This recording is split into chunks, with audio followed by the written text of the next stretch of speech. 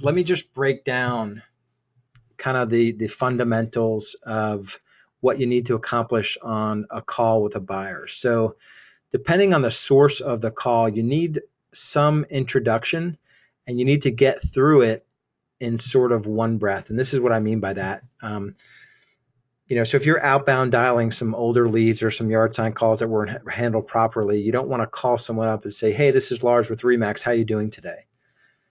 You want to say, "Hey, this is Lars with Remax. I noticed that you called on a property 123 Main Street the other day, and I wanted to make sure that you got all the information you were looking for. Are you planning on making a move in the next 3 to 6 months?"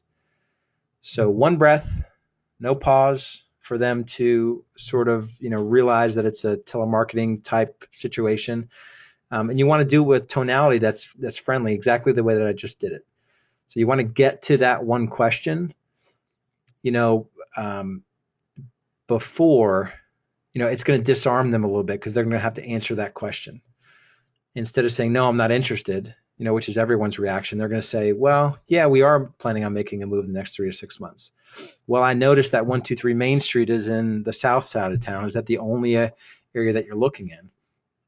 So you knock out the locations. You already had a disarming introduction. You knock out the location. That property is listed at $250,000. Is that the price range that you're looking in?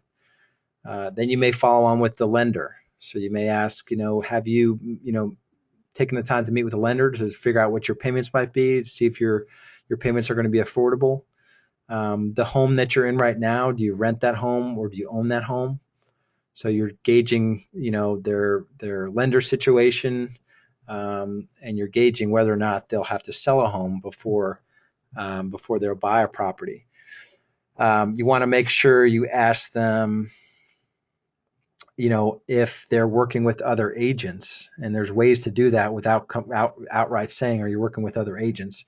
So you want to make sure, as you're looking for properties now, let me ask you, Jim, are you driving around properties? You're seeing them online, you're going to open houses. How are you going about your search? We take it for granted because we've got cool technology, and we sort of, the simple things about real estate, we just don't get sometimes we don't think of them. So, but a lot of people are literally, driving around and calling on listing agents and having listing agents show them properties. So they'll open up a little bit here and they'll say, "Well, yeah, we kind of look online and, whatnot." They'll kind of get into it. This is not rocket science type stuff. At the end of it, you need to make them some kind of offer. So there's a variety of ways that you can go about that. With internet buyers, it's a little different because you can part of your call should be a customer service type call where you're saying,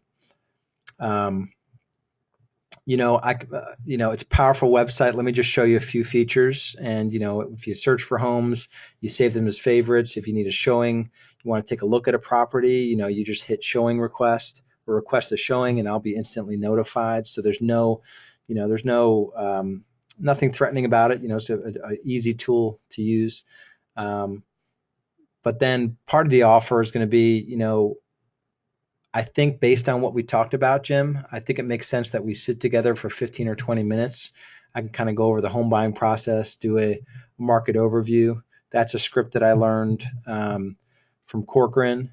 I think there needs to be a little bit more. A lot of buyers don't respond to that offer. So, one other thing you could do is when we get together, I'll also set you up on a search where you'll basically get a backstage pass to the MLS. You'll be instantly notified about properties that match your criteria. The sites that you're on now, including my website, are daily updates, and the best properties go very quickly. And again, there's no cost or obligation to get set up on that. How does that sound? I've got Tuesday at 4 o'clock or Wednesday at 2 o'clock available. So you got to make that offer. Even if it's awkward and uncomfortable and you suck at it, you got to make that offer and make it consistently over and over and over and over again. So you've got a few documents in there that can help you with your scripts, but at some point you want to make your own script. You want to have a basic outline of how you want a call to go. So you definitely want price and location. You definitely want to know if they're owning a property or leasing a property. If they own, if they need to sell it first. If they do need to sell it first, you shift it over to a listing appointment. We'll go over those scripts. You want to know if they've met with a lender and if they're talking to other agents, and then you want to make an offer. And you just have to make those offers, an offer to get together, to go over the market, to get them set up on the special list of homes, give them access to off-market properties, to build their closeouts, information that other agents don't have access to.